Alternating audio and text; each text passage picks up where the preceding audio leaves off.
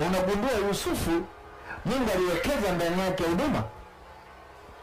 Alipokuwa amewekeza huduma ndani yake, maandiko yanadhihirisha, yanasema ghafla kulitokea kutokuwa na ushirika mzuri kati ya Yusufu na kaka zake. Wale wanaosoma Biblia mnaona kabisa kwamba walikuwa wengi ambao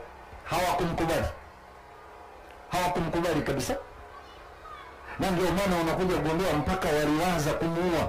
Yaani ni kitu cha ajabu sana. Sikiliza nikwambie, ni ndugu, hajawahi gombana naye lakini hawampendi, mpaka wakaanza kabisa, kwa nini tusimuue? Yaani ufikiria, ni ndugu wameanza mpaka kumuua. Ukisoma Biblia unapoona hili, usifikiri hiki kitu kiko tu kwenye Biblia, ndio mfumo wa kimaisha. Kuna watumishi wengine mko hapa na wengine wananifuatilia katika redio. Inawezekana kabisa wazazi wako, ndugu zako, wale watu wa jirani na wewe kama ndugu, wamegeuka kabisa, wanakutafuta kabisa ili wakuue. Asikiae na wafahamu. Na unaweza ukakuta unaona kama vile Mungu hakupendi. Sikiliza, Mungu anakupenda, ila ni kwa sababu ya huduma ambayo Mungu ameweka ndani yako. Hiyo huduma aliyoweka Mungu ndani yako lazima itakutengenezea vita au mateso yanayotokana na kitu tu kimoja, kwa sababu umeamua leo hii kumtumikia Bwana. Haleluya. Swani haleluya. Swani haleluya. Watu wa pili, au andika watu wa pili wanaoweza kukutengenezea leo hii mateso. Inawezekana kabisa nilianza na ndugu, lakini unaweza kukuta ni viongozi.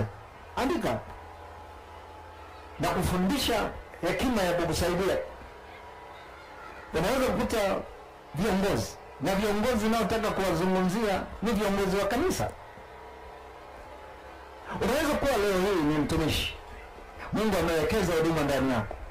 Alivyowekeza huduma ndani yako hawakuelewi. Kwa nini? Kwa sababu ulipokuwa leo hii mpaka unaanza utumishi, umekaa chini. Sikiliza, umekaa chini ya viongozi.